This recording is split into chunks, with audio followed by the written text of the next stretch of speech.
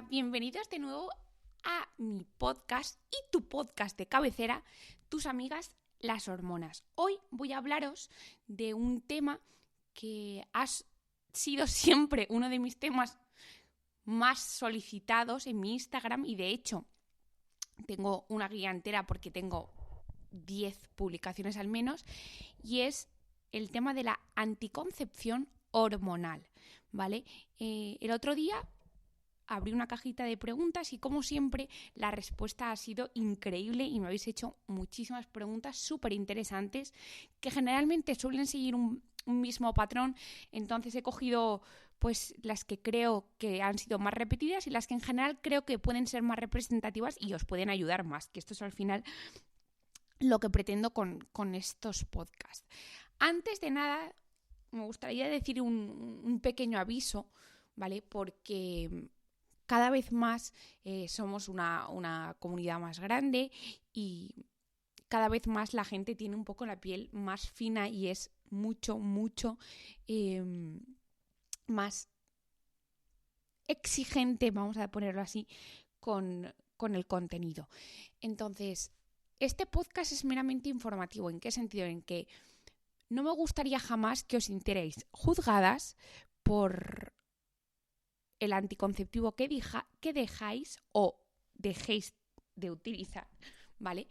Al fin y al cabo creo que la decisión es tuya, en tanto que la única persona que se va a tomar o no tomar la píldora, se va a poner o no poner el anillo, eres tú, se va a poner o no poner el DIU, eres tú.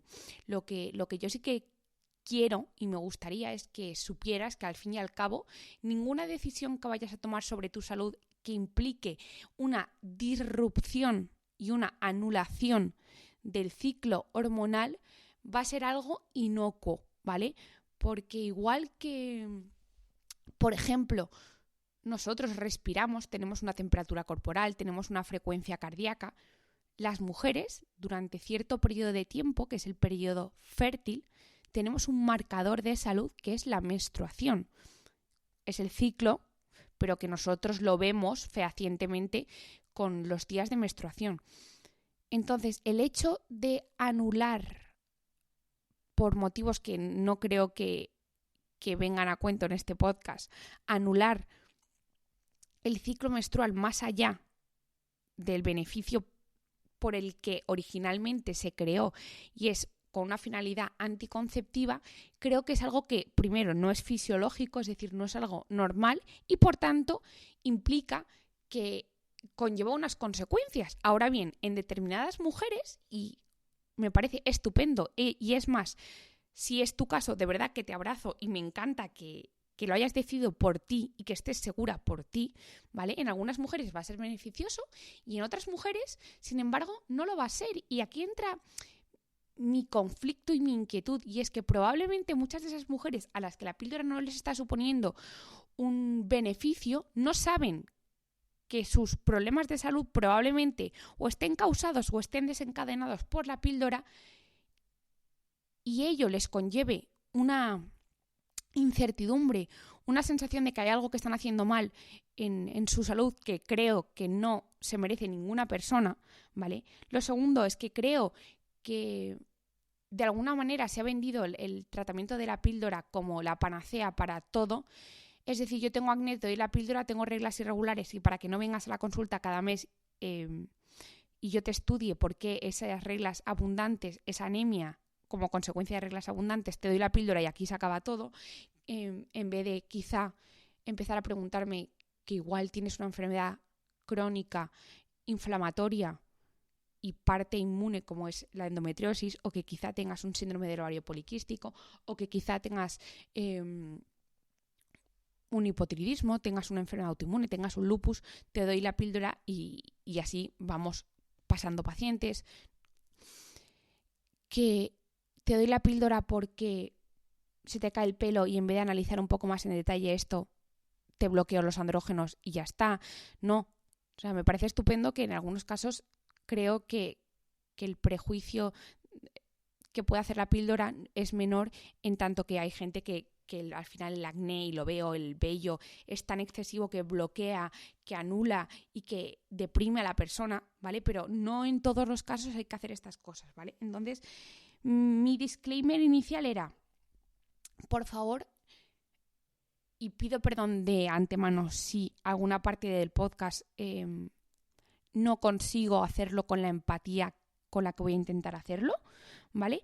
Que la decisión es tuya siempre y que mi objetivo con este podcast es informarte para que decidas lo que decidas, tengas la certeza y los argumentos que apoyen a esa decisión que tú, la mujer que me estás escuchando, has tomado.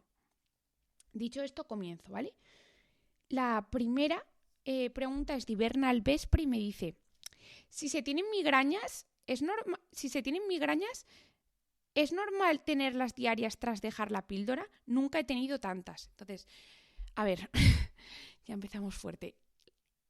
Una de las principales contraindicaciones para los anticonceptivos hormonales, es decir, la píldora anticonceptiva y el anillo anticonceptivo, son migrañas, ¿vale? Entonces, primeramente, hay unas contraindicaciones absolutas y unas contraindicaciones relativas a la hora de dar anticonceptivos hormonales. Principalmente, estas contraindicaciones vienen dadas por el contenido de estrógeno de la píldora o el anillo, en tanto que en más del 95%, concretamente en todos los métodos anticonceptivos hormonales, excepto 3 actualmente en el mercado, que son 3 nombres comerciales que no tengo nada que ver con ellos, pero os los digo, que son Quilaria, Drovelis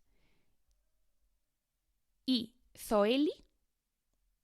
Excepto esos 3, todo el resto llevan un estrógeno artificial que se llama etinil-estradiol. Ese estrógeno es 100 veces más potente que nuestro estrógeno natural. Por lo tanto, no solo que se da en cantidades continuas, ¿vale?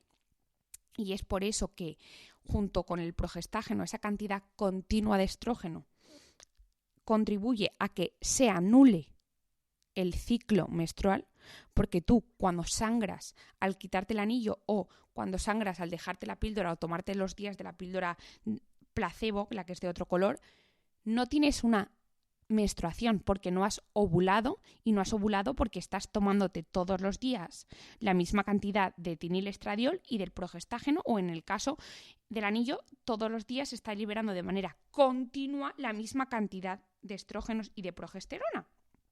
Por lo tanto, el sangrado que tienes se llama sangrado por deprivación, es decir, tu endometrio se deshace porque cuando te quitas el anillo o te tomas las píldoras placebo, literalmente paras de golpe de aportarle esa cantidad externa y artificial de hormonas. Por lo tanto, tu endometrio de repente, para que lo entendáis, se queda como seco y se desgarra y se cae. Y eso es lo que sangra, pero no menstruas. Sangras por deprivación de hormonas, por deprivación de hormonas artificiales, bien sea del anticonceptivo hormonal o del anillo.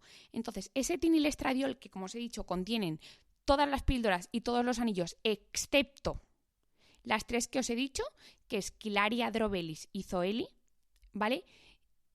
Es muy, muy potente. Y al ser muy, muy potente, tiene toda la potencia que pueden tener los estrógenos naturales llevados al extremo. ¿Y cuál es uno de los efectos de los estrógenos? Aumentar la producción, o estimular, mejor dicho, la producción hepática de factores de coagulación, ¿vale? Además, al llevar al extremo todas las funciones de los estrógenos, lleva al extremo las propiedades vasodilatadoras de los estrógenos. Entonces, ¿qué es lo que pasa? Que primero, una contraindicación absoluta de los anticonceptivos hormonales es que tú tengas un antecedente de trombo, que tengas una mutación del factor 5 de Leiden o una mutación de la protombina, que eso solo se sabe si te hacen análisis. Entonces, de ahí a que yo conozco ya de primera mano 3 personas cercanas mías que han tenido 2 trombos en el pulmón y un trombo en la pierna por anticonceptivos sin saber que tenían esta mutación porque nadie te hace una mutación.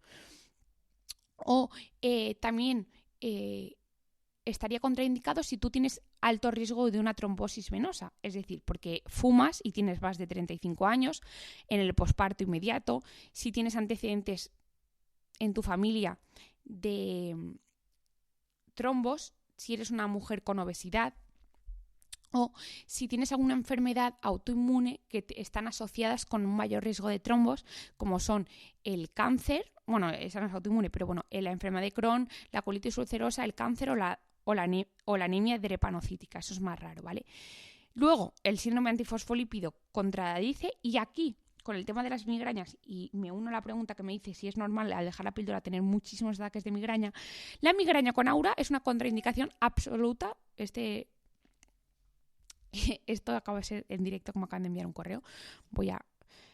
bueno, da igual, es que no puedo quitarlo ya. Bueno, la cuestión es que la migraña con aura es una contraindicación absoluta, por lo tanto, Ibernal, no sé si tú tenías ya migraña antes, que imagino que sí, si la tenías con aura es absoluta, y es una contraindicación relativa el tener migraña sin aura. Por lo tanto, ya de primera no deberías haber tomado anticonceptivos.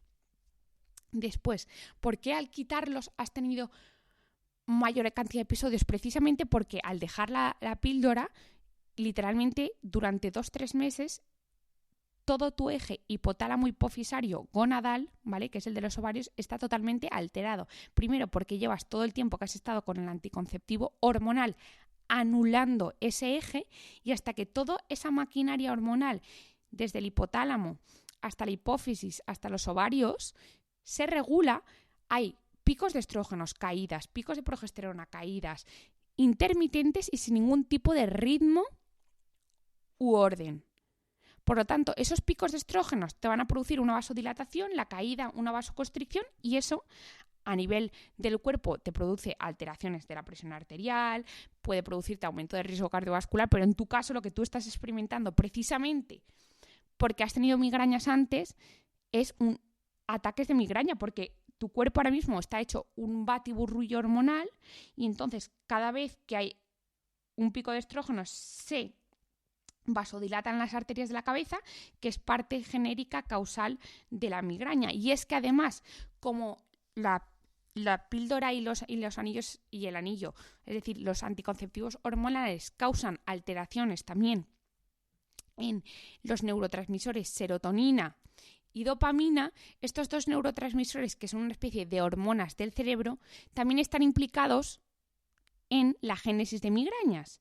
Por lo tanto, se mezclan las dos cosas, y hasta que no se regule todo el sistema hormonal vas a tener un aumento de migrañas. O sea, ojalá que no lo tuvieras, pero es por esto, es por el desajuste hormonal que se ha producido pospíldora. Pero es que, insisto, tú no te deberían haber pautado, a no ser que tuvieras una causa justificable máxima, no te deberían haber recomendado, en tu caso, un anticonceptivo hormonal combinado tipo píldora o anillo. En todo caso, si tú hubieras querido, por el motivo que hubiera sido, un anticonceptivo hormonal, en tu caso mejor el DIU Mirena, que no lleva estrógenos, por lo tanto no tiene ese componente que afecta a la vasculatura y no aumenta el riesgo de migrañas. Tiene otros efectos adversos, el DIU, Mirena, que luego han salido más preguntas, los diré, pero no afectaría a tus migrañas. Entonces, ese hubiera sido el anticonceptivo hormonal ideal en tu caso, en el caso de que hubieras decidido uno, ¿vale? Para el tema de las migrañas y las hormonas, tengo un post en mi perfil que se llama Migrañas y sistema hormonal, donde explico cómo las hormonas influyen en la génesis y en los ataques de migraña. Influyen, no quiere decir que sea la única causa, pero ya sabéis que las hormonas forman parte de todo. Ahí explico un poquito cómo influyen, y os pongo varios suplementos que os pueden ayudar. Luego, esos suplementos que yo nombro en el post, como siempre, están guardados y seleccionados bajo el combo de ayudas para la migraña en mis destacados de favoritos, ¿vale? Por si los queréis. Entonces, esa es la primera respuesta a la pregunta. Después, Ricota me pregunta, ¿en algún caso de acné es necesario? Yo me estoy metiendo en cada percal con las preguntas estas. el hecho de que sea necesario o no, creo que la respuesta sería cuánto te puede llegar a afectar a ti psicológicamente el acné, ¿vale? Y creo que si te afecta mucho, mucho, mucho, y yo esto es una cosa que he aprendido y he cambiado mi manera de ver las cosas en el sentido de que no lo recomiendo para el acné, pero antes te decía no. Y ahora, conforme pues he ido no estudiando más, porque lo que sé es lo mismo, en el sentido de sobre este tema. Quiero decir, sino al tratar más con vosotras, ver las inquietudes e intentar empatizar más, he modificado la manera de ver las cosas. Yo, personalmente, te digo que no es en ningún caso necesario, ¿vale? Y ahora entenderás el porqué. Pero si mientras trabajamos para regular internamente tus hormonas, pues a nivel dermatológico, mis compañeros de derma, mediante tratamientos como el láser, mediante un tratamiento tópico que ellos saben muy bien, con retinoles, con retinoicos, con ácido acelaico, con peróxido de benzoilo, con antibióticos que ellos saben muchísimo y de hecho son los especialistas de eso. Y yo te hago un chequeo hormonal, veo cómo están tus hormonas, qué te puede ayudar y qué no, y con ciertos suplementos te ayudo si durante ese tiempo, y puesto que los suplementos, los tratamientos tópicos y tratamientos láseres no son inmediatos, si durante ese tiempo tú sientes que el acné te supone un problema muy grande y no tienes ninguna contraindicación para anticonceptivos, ese sería el único caso en el que yo valoraría incluirte en el tratamiento un anticonceptivo de manera temporal y explicándote muy bien que esto es solo mientras que el abordaje que yo te estoy haciendo con suplementos, junto con mis compañeros de derma, hacen efecto. Esto sería el único caso en que para mí serían necesarios. Ahora bien, la realidad es otra muy diferente. La realidad es que cada vez más se dan anticonceptivos o antiandrógenos o diuréticos como la famosa espironolactona para el acné. Entonces, para mí esto tiene muchísimos riesgos, ¿vale? Primero, que el anticonceptivo para tratar el acné es en sí mismo una contradicción, en tanto que el acné no se trata con anticonceptivo. El anticonceptivo lo que hace es que al anular tu producción hormonal, tanto de estrógenos, de progesterona, como en el caso de que utilicen un anticonceptivo cuyo componente progestagénico sea un antiandrógeno, porque ya sabéis que hay un componente estrogénico, que es el etinilestradiol que os he dicho, y un componente progestagénico. Pues el componente progestagénico, que imita, pero que ni de lejos es igual a la progesterona, es el que realmente tiene la eficacia anticonceptiva. Es el que actúa a nivel cerebral, inhibe mayoritariamente la producción de una hormona que es GnRH y LH y FSH, y además a nivel endometrial causa una atrofia del endometrio, ¿vale? Haciendo que no se produzca moco, que disminuya la motilidad, etcétera, y a nivel cerebral que se anule, ¿vale? El etinilestradiol se hace como un extra y sobre todo para evitar sangrados intermenstruales. Pues ese componente progestagénico en algunos anticonceptivos, en casi todos, tiene efecto proandrogénico, es decir, empeora el acné, empeora la retención de líquidos, aumenta la grasa, empeora la caída del cabello. ¿Por qué? Porque ese componente progestagénico estructuralmente se parece más a la testosterona que a la progesterona, y en algunos casos ese componente progestagénico tiene un efecto antiandrogénico, es decir, justamente lo contrario. Y eso es, por ejemplo, el famoso Yasminel, el famoso Yasmin, el famoso Diane o la Silvila, ¿vale? Sibilla, perdón. Pues en esos casos en los que el componente progestagénico tiene un efecto antiandrogénico, es decir, bloquea también los receptores de testosterona, claro que mientras que lo estés tomando te mejorará mucho el acné.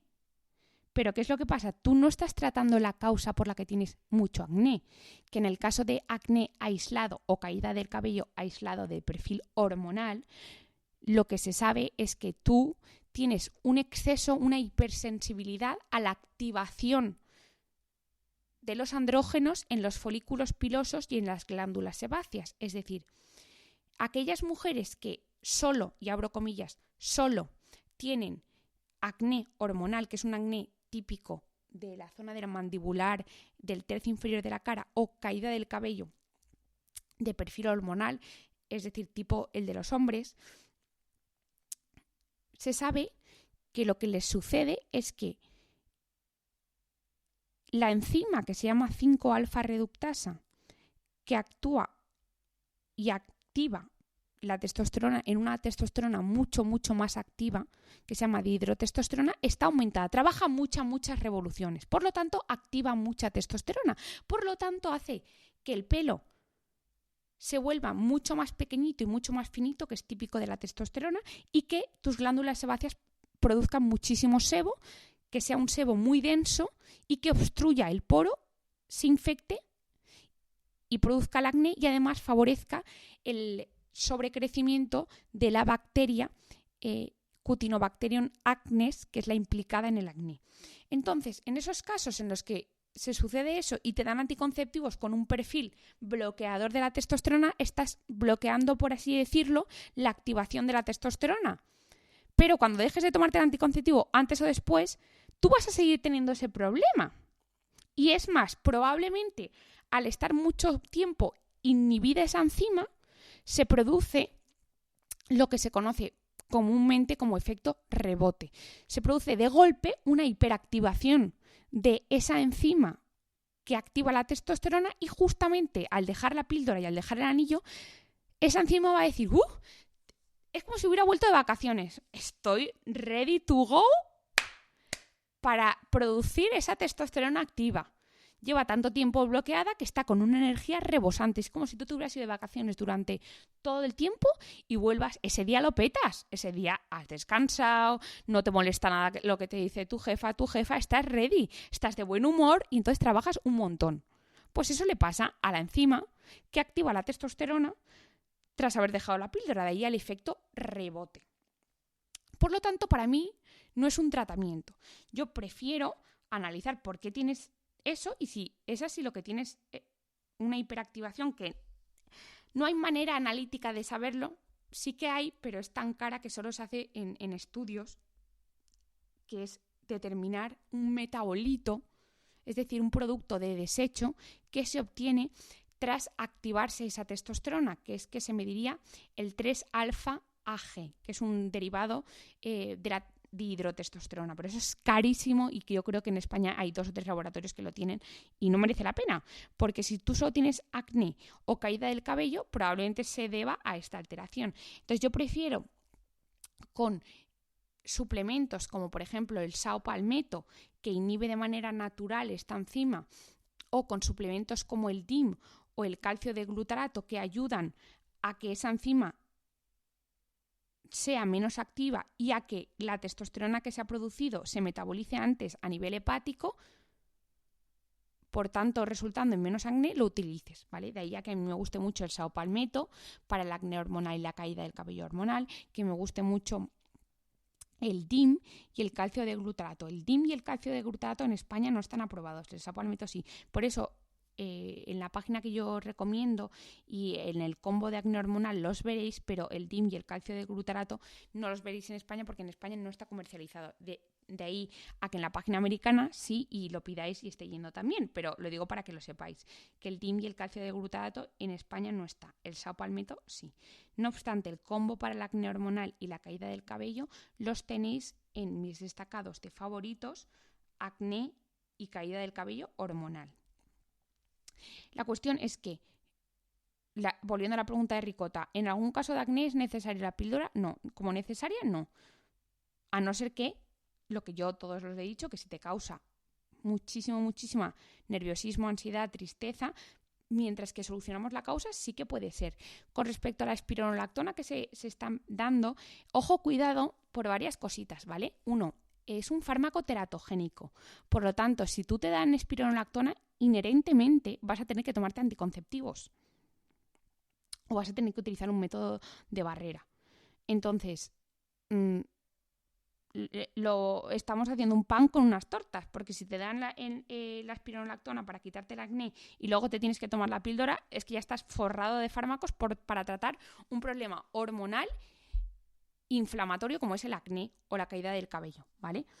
Luego, también estoy viendo que están dando fármacos para el cáncer de próstata, como es el dutasteride, la bicalutamida. Ojo, cuidado con estas cosas, porque luego aparecen los daños hepáticos, problemas hepáticos, y yo fármacos que no están en ficha técnica y tan fuertes como estos no los recomendaría, ¿vale? O con el finasteride, como están dando a los hombres, también veo que están dando a mujeres. Ya sé, y me dirán mis compañeros de dermatología, que son seguros, que parece que está bien, pero yo dar un fármaco tan potente para una cosa que quizá es mejor pararse, reflexionar y intentar abordarlo de maneras un poco más, y no me gusta utilizar esta palabra porque tiene muy mala connotación, pero un poco más naturales, un poco más trabajando con nuestras hormonas y entendiendo por qué esta mujer tiene esta alteración hormonal que le produce un exceso de producción de sebo, que le produce un exceso de caída del cabello, pues yo lo prefiero, ¿vale? Luego, la siguiente pregunta que me hace Beatriz es: yo estuve 15 años tomando la píldora y tuve un déficit de B12. ¿Esta se recupera al dejarla? A ver, uno de los efectos indeseados de la píldora es que causa un déficit de B12, que es una vitamina esencial y cuyo déficit, una vez que aparece, es irreversible. Es, junto con la vitamina D, uno de los pocos déficits que son irreversibles. ¿Esto qué quiere decir? Que si tú has tenido ya un déficit analítico de B12, tienes que tomar B12 de por vida. ¿Por qué? Porque cuando lo dejes hay unas alteraciones que se producen a nivel molecular y que no sabemos a día de hoy, hacen que estas dos vitaminas vuelva a haber un déficit. Y el déficit de B12, mucho, mucho más allá de la anemia, que para mí es como lo más conocido y lo menos importante, dentro de que es importante, ¿vale? Primero, que produce una complicación que es irreversible y se llama degeneración subaguda medular combinada. Esto produce una alteración de la marcha, es decir, de la manera de andar, que hace que tu base de sustentación esté amplia y tú andes, entre comillas, como borracha, y que además pierdas la sensibilidad propioceptiva, es decir, que pierdas la sensibilidad, que no notes que estás andando. Y esto es muy grave, muy grave. Además, produce aumento del riesgo de depresión, produce dolores musculares, produce calambres, produce demencia, que la demencia es reversible afortunadamente, y luego produce anemia, entre otras cosas. Ojo, cuidado, porque la anemia por déficit B12, que es, todo el mundo te dice, no tienes déficit de B12 porque la tienes bien y encima no tienes anemia. No, perdona. Primero, cuando analíticamente tenemos la vitamina B12 baja, probablemente lleves ya unos 6 o 8 meses con la vitamina B12 a nivel celular baja. Cuando se manifiesta en anemia, llevarás probablemente 9 o 10 meses con la vitamina B12 baja. Y además, en un 30% de personas no hay anemia a pesar de tener déficit B12. Por eso a mí me gusta mucho pedir la homocisteína o la holotranscobalamina. Siendo realistas, en la Seguridad Social solo se puede pedir la homocisteína. Cuando vas a Instagram te dicen, y yo alguna vez he puesto el ácido metilmalónico y la holotranscobalamina, pero esto no se pide porque es carísimo, ¿vale? Carísimo. Entonces, si tú tienes la homocisteína alta, puede ser por un déficit de B12 o por un déficit de ácido fólico. Puesto que el ácido fólico, su medición en sangre sí que es mucho más fiable. Si tu ácido fólico está muy bien y tu vitamina B12 está bien, pero tu homocisteína está alta, yo seguro, y tomas la píldora, seguro te daría B12. Y luego, si te voy a dar ácido fólico, también te voy a dar B12, porque siempre que hay que sea ácido fólico hay que dar B12, pues si te quieres quedar más tranquila, te tomas ácido fólico y B12. De B12 no hay un límite máximo, de ácido fólico sí, pero vamos, con que te tomes... por eso a mí la B12 en general no me da miedo prescribirla, en tanto que no existe un límite máximo de B12, así como de fólico sí, no existe intoxicación de B12, ¿vale? Entonces la píldora causa una disminución de la B12 porque causa una disminución en la absorción y una disminución en el metabolismo hepático, ¿vale? Precisamente por esa alteración que produce el etinilestradiol a nivel hepático. Entonces, una vez que has tenido un déficit de B12, vas a tener que tomarla de por vida. Por eso, en el post que os puse de efectos no deseados de la píldora, os dije, si queréis minimizar, mientras que estáis tomando la píldora, por el motivo que sea, queréis minimizar los efectos adversos, sí o sí os recomendaría tomar la B12 de manera preventiva. Os recomendaría que os midieseis la vitamina D y si la tenéis baja, que la suplementéis con el combo de vitamina D3, K2 y magnesio, porque la píldora disminuye la absorción de magnesio, disminuye la vitamina D3 y al tener la vitamina D3 baja, el magnesio también baja y el magnesio se necesita para la vitamina D3. Y luego la K2, porque ya sabéis que va de la manita de la vitamina D para impedir que el calcio se quede en las arterias y no vaya a los huesos, ¿vale? Y luego, para evitar las consecuencias deleterias de la píldora a nivel de los antioxidantes, porque la píldora a nivel hepático vacía nuestras reservas antioxidantes que son claves para detoxificación de hormonas, de fármacos, de miles de millones de sustancias oxidantes que se producen en el cuerpo cada vez, recomendaría o la vitamina E, o el selenio o la coenzima Q10. Por ejemplo, mi Tiro Energy precisamente lleva vitamina C y lleva coenzima Q10, así que con esa parte estarías cubierta. Entonces, eso sería lo preventivo. Luego, Loli me dice, si tomo la mini píldora y observo aumento del vello facial, ¿funcionará el láser? A ver, la mini píldora, que en España se conoce como Cerazet, es un anticonceptivo hormonal que solo lleva un componente progestagénico, es decir, no lleva el componente estrogénico y por ende es el recomendado en aquellas mujeres que están en el posparto o que por migrañas o que por diversos motivos tienen contraindicado la toma de etinilestradiol. Concretamente el Cerazet, que es el nombre comercial de la mini píldora, lleva un componente progestagénico que es el desogestrel. El desogestrel es un componente progestagénico que se parece molecularmente, estructuralmente, mucho más a la testosterona que a la progesterona natural. De ahí, Loli, que hayas notado que te aumente el vello facial. Y además, las mujeres con la mini píldora no solo aumenta el vello facial, aumenta la caída del cabello, puede aumentar el acné, aumenta la retención hídrica. Y lo mismo pasa con el diumirena, que tiene otro progestágeno, que es el levonorgestrel, pero también tiene efecto proandrogénico y, por tanto, acné, caída del cabello, retención hídrica, aumento de grasa, etc. Entonces, ¿te va a funcionar el láser? Sí, pero tendrás que tener muchas más sesiones y tendrás que saber que realmente el vello definitivo que se te quede no va a ser hasta que tú no dejes la mini píldora. Entonces, si tú sabes que el Cerazet, la mini píldora, o el diumirena tiene un componente progestagénico que te está produciendo la anulación del ciclo, pero que a la misma vez te está produciendo un efecto estimulador de tu propio andrógeno, de tu propia testosterona, sabrás que te va a costar más dinero el quitarte el acné.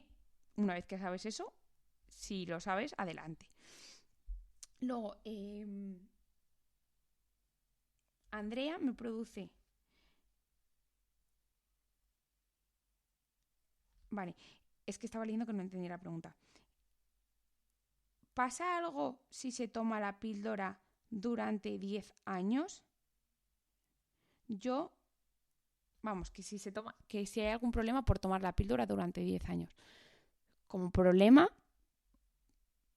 no va a haber ningún problema. El problema va a ser cuando lo quieres dejar por quedarte embarazada, que vas a tener que asumir que probablemente mínimo pues unos 3-4 ciclos vas a tardar en que te baje la menstruación. Y si tú dices, no, es que yo me la he dejado y me ha bajado ya. Sí, pero ¿cuántos de esos ciclos son ovulatorios? Porque no es lo mismo tener un ciclo que ese ciclo sea un ciclo ovulatorio, es decir, que se haya liberado del folículo un ovocito que luego haya sido fecundado y que además el ambiente endometrial sea el correcto, porque como os he dicho, la píldora vacía nuestras reservas antioxidantes y precisamente para que se produzca una adecuada fertilidad no solo tiene que haber una adecuada cantidad espermática, calidad espermática, el ovocito tiene que ser de calidad, sino que el ambiente, el nidito donde va a anidar ese gameto tiene que ser tremendamente acogedor. Y para que sea tremendamente acogedor no tienen que haber sustancias oxidantes. De ahí a que muchas mujeres con fecundación in vitro pues les dan inmunosupresores, les dan incluso heparinas para el tema de mejorar la vascularización y por eso yo, por ejemplo, recomiendo, entre otras cosas, ciertos antioxidantes como la N-acetilcisteína o la coenzima Q10, además de otros suplementos para mejorar la fertilidad, porque se necesita un ambiente que sea muy, muy, muy tranquilo, muy, muy poco oxidante, porque todo lo que se oxida produce una reacción inflamatoria y toda reacción inflamatoria ataca al ovocito, al espermatozoide y al final lo que se forma de la unión. ¿Por qué? Porque al final eso no deja de ser algo externo, es algo que se ha formado, que está encima queriéndose depositarte en tu endometrio, quitarte vasos sanguíneos, porque el gameto cuando se forma, lo que se llama sincitotrofoblasto, se pega al endometrio y empieza a sacar bracitos como si fuera un pulpito para que ahí se forme la placenta que va a ir a obtener los nutrientes, literalmente te va a quitar nutrientes a ti para crecer él, que es lo que va a ser el bebé. Entonces, tu cuerpo lo ataca. Como no tengas ahí una defensa de antioxidantes brutales, para quedarte embarazada probablemente te cueste mucho. Entonces, pasa algo. Hombre, como pasar por llevar mucho tiempo, no, pero si luego deseas quedarte embarazada, ojo, cuidado, que no todas las mujeres lo desean, ¿vale? Probablemente te puedas llegar a ser un problema. Y luego puede llegar a ser un problema en tanto que luego al dejarte la píldora, todos los efectos por los que tú tomaste la píldora, más allá de anticoncepción, es decir, si tenías síndrome del ovario poliquístico y te dieron la píldora, si tenías endometriosis y te dieron la píldora, que por cierto tengo 2 episodios sobre esto en detalle hablándolos por si lo queréis repasar, todo eso volverá. ¿Por qué? Porque durante todo el tiempo que tú has tomado la píldora no has tratado nada, lo has mantenido silenciado. Entonces, si tú sabes esto, prepara el cuerpo. ¿Y cómo lo puedes preparar?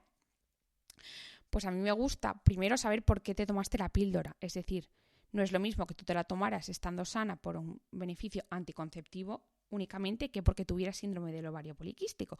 Porque si tenías síndrome del ovario poliquístico, lo que te voy a recomendar es que vayas a mi podcast del ovario poliquístico y que veas por qué se produce, qué suplementos recomiendo y que al menos 2 meses antes te lo empieces a tomar el combo de suplementos mientras que estás con la píldora, luego te dejes la píldora y continúes tomándote los suplementos para atenuar los efectos adversos post píldora o el efecto rebote. Ojo, cuidado, digo atenuar, no digo evitar al 100%. Porque soy realista, ya me gustaría a mí y ojalá consiga dar con la clave para evitar efectos adversos al dejarla, pero al menos, ya que no puedo decirte que te los evito, sí que te los reduzco, ¿vale? Y en el caso que tuvieras endometriosis, lo mismo, ve a mi podcast de la endometriosis y échale un ojo porque creo que te vendrá bien. Luego, más preguntitas que tengo, que no me va a dar tiempo porque llevo 38 minutos. Entonces, me dice Rebeca, si decides dejar la píldora, ¿cuándo es el mejor momento? ¿Al acabar el blister o da igual el día? A ver, como dejarla da igual el día, pero yo ya que estás tomándotela, termina el blister y déjala, no te la dejes a mitad porque puede producirte, o sea, al fin y al cabo el endometrio no se termina de desarrollar, no se termina de atrofiar, entonces ya es bastante lío la píldora, entonces termina el blister y déjalo. Luego la siguiente pregunta, es que me las apunto todas en una libretita. Marisa me dice, si yo decido, mira, ¿ves? Esto me gusta, si yo decido tomar la píldora, ¿cuál sería la que me recomendarías con pareja estable y sin ningún problema de salud? Mira, ¿ves? Esta pregunta me gusta. Marisa ha decidido, porque tiene pareja estable y en este momento, por su motivo que sea, no quiere quedarse embarazada, quiere tomar una píldora, pero quiere que sea una píldora con los menores efectos adversos. Entonces, vete a un médico lo primero. que te analice. No vaya a ser que tengas una mutación del gen, una mutación del factor 5 de Leiden, que tengas una contraindicación formal de tomar la píldora. Pero suponiendo, ¿vale? Suponemos que no tienes ninguna contraindicación. A día de hoy, para mí, mis dos favoritas, que no son favoritas, pero las dos que para mí son menos malas, sería la del nombre comercial Quilaria y Drovelis, ¿vale? Quilaria es K de queso, L-A-I-R-A, y Drovelis. Las dejaré en la descripción del podcast. ¿Por qué? Porque estas dos píldoras tienen su composición, a diferencia de las otras, una estradiol natural en el caso de Quilaria, y en el caso de Drovelis un tipo de estradiol muy novedoso, que es uno que solo se produce en la placenta en el embarazo, que se llama estetrol, ¿vale? Por lo tanto, parece que tiene muchos menos efectos adversos a nivel hepático, a nivel de factores de coagulación, a nivel de retención de sal, a nivel de migrañas, etc. Y además el componente progestagénico, en el caso del Quilaria, es el dienogest, y en el caso del Drovelis es la drospiredona, que ambos dos tienen componente antiandrogénico. Por lo tanto, pueden ayudar en el caso del acné y la caída del cabello, además, obviamente, de su eficacia anticonceptiva. Ninguno de esos dos está financiado. Creo, si no recuerdo mal, que el precio está en torno a unos 18 euros, ¿vale? Luego, el Zoeli, que alguna vez me habréis oír que es otro anticonceptivo que tiene estradiol en vez de etinilestradiol, no lo recomiendo porque tiene como componente progestagénico una cosa que se llama acetato de nomegestrol, que tiene una alerta de la Agencia Española y Europea del Medicamento que se asocia a un cáncer cerebral que es meningioma. Por lo tanto, yo no lo recomiendo. Está comercializado, pero tiene una alertita que dice, ojo, cuidado, porque parece que está habiendo más casos de meningioma. Entonces no lo recomiendo, ¿veis? Como no están exentos. Entonces, si tú decides, Marisa, tomarlos, los dos menos malos son el Quilaria y el Drovelis. Pero, por favor, consulta a tu endocrino. A mí me encantaría ser los endocrinos los que lo llevamos, pero a tu endocrino o a tu médico de familia o a tu ginecólogo. Luego, la última ya, porque esto termina. Diumirena para evitar anemia por reglas muy abundantes. ¿Merece la pena? El Diumirena es un dispositivo que tiene como único componente hormonal el levonorgestrel, que es un progestágeno que, como os he dicho, tiene efecto proandrogénico. A nivel de sangrados muy abundantes funciona bien porque literalmente atrofia el endometrio a nivel local, pero es cierto que tiene efectos de mucha retención de líquidos, tiene efectos de caída del cabello y de acné. Entonces, a mí me gustaría que supiéramos por qué tienes ese exceso de sangrados, que probablemente se deba porque tú tengas un desbalance entre la cantidad de estrógenos y progesterona a favor de los estrógenos. Entonces, yo intentaría, mientras que estás con el Diumirena, si tú así lo decides, porque los sangrados son muy, muy, muy abundantes, intentar bajar esos estrógenos con ciertos suplementos, como os he dicho, por ejemplo, el DIM, el calcio de glucarato, también puede irte bien la cúrcuma, etc. Y tratar la anemia con algo más que no sea hierro. En mi Instagram tenéis un post que se llama No solo de hierro viven los glóbulos rojos, donde explico por qué no solo el hierro es el tratamiento de elección para tratar una anemia, porque la anemia, para recuperarla, se necesitan otras vitaminas y otros minerales además del hierro. Si solo te dan hierro, además de tardar más tiempo, en muchos casos no se recupera del todo la anemia. Entonces, yo te recomendaría que mirases ese post. Y en cuanto a lo del sangrado, ¿merece la pena? Pues hombre, es muy desagradable tener mucho sangrado. Entonces, si tienes mucho sangrado, póntelo, pero sé consciente de que aumenta el peso, la retención hídrica. Puedes tomarte algún suplemento que ayude con esa eliminación de líquidos y en mi post, en mi Instagram lo pone todo. Voy a cortar ya porque se acaba. Espero que os guste. Os dejo todo en la descripción del podcast. Y de todas formas, mirad en mi Instagram porque hay muchísima información. Os quiero un montón. Gracias por todo y gracias por la acogida de Tiro Energy y que sois las mejores personas, que me estoy muy, muy fuerte. Y nos vemos en el próximo podcast.